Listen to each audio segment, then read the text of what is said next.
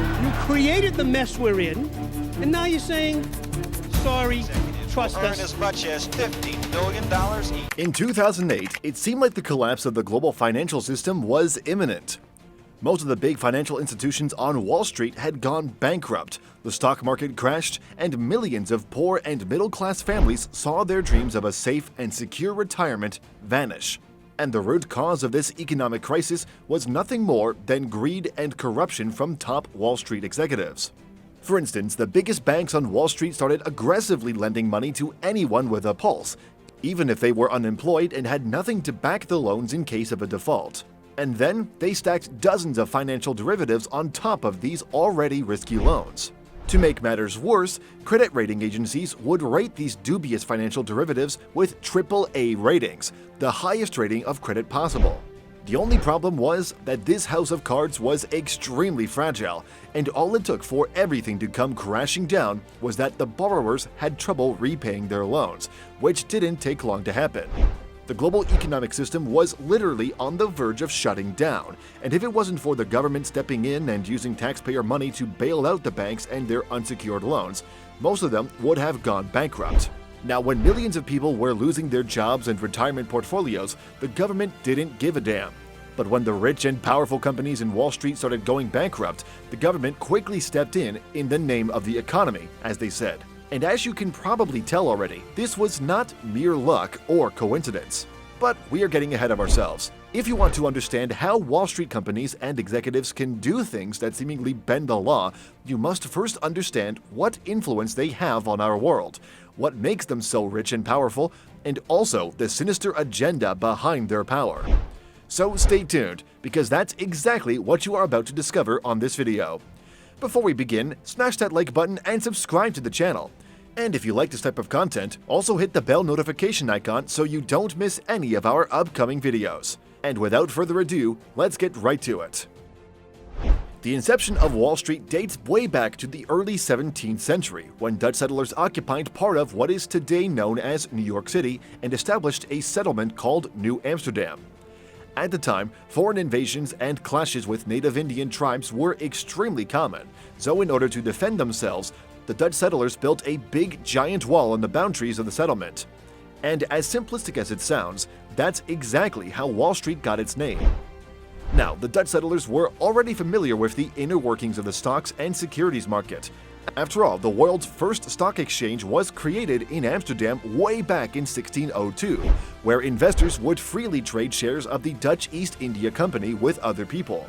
And so they created an exchange similar to the one they had back at home, thus making the New Amsterdam settlement the go-to place for those who wanted to make some quick money trading slaves, commodities, and other securities. And similarly to how the world's first stock exchange formed, traders would congregate under a nearby tree and try to sell their shares at a profit. A few years later, these same traders formed an association that gave birth to the New York Stock Exchange. Now, the New Amsterdam settlement prospered on slave trade up until the American Civil War, at which point they had to abandon it because it was becoming illegal in most northern states. And so they focused on trading only financial instruments in order to finance the war effort.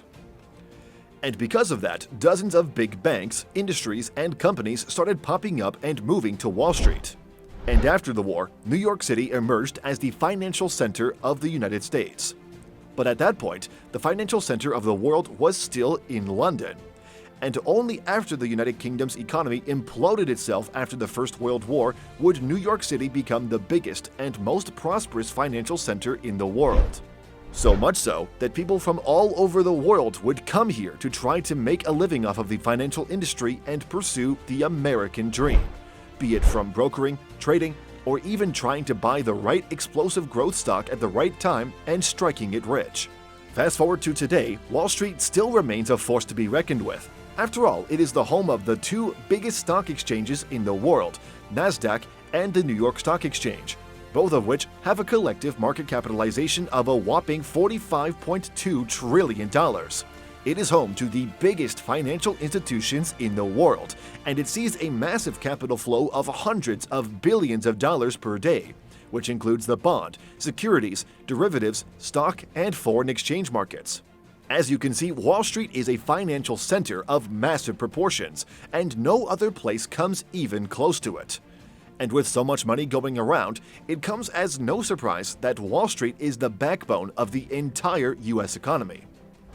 For instance, Wall Street is home to some of the biggest and most successful investment banks, asset management firms, and insurance firms.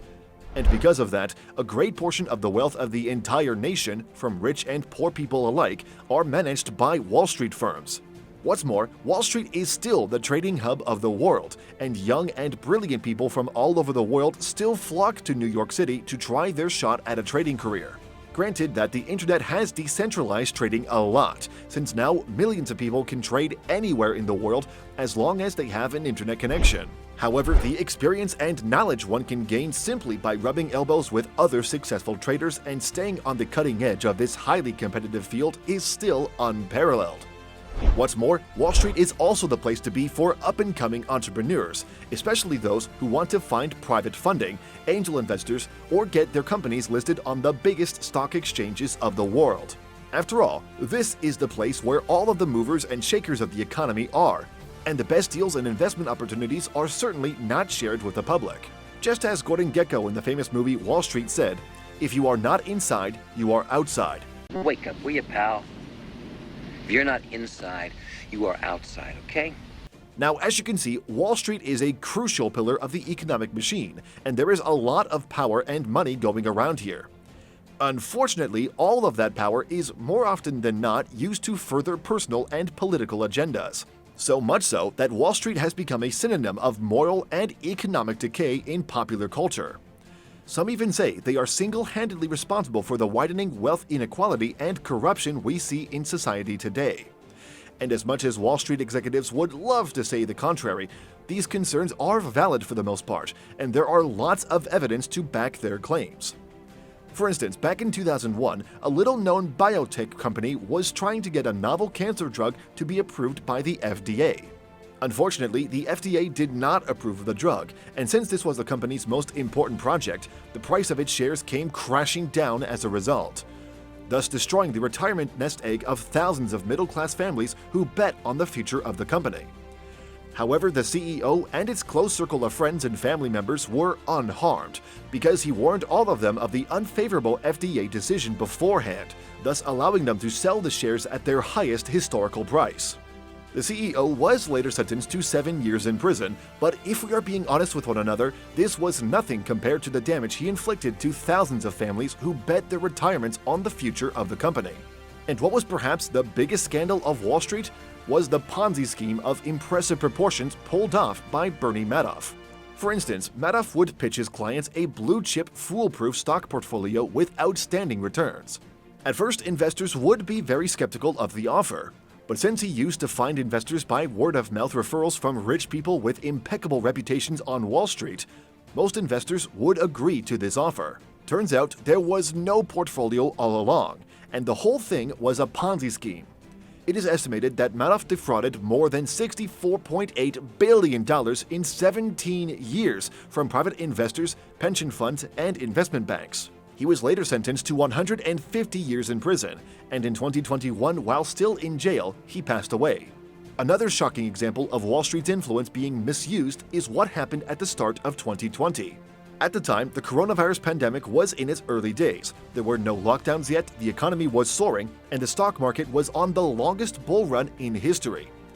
However, a few politicians got first-hand information that the government was about to enact its first lockdown, and so they decided to liquidate most of their positions before the market got the news. Needless to say, as soon as the lockdowns were announced, the market crashed as more and more people rushed to sell their shares at a discount. And so these politicians sold their stocks at precisely the right time and left with a massive profit.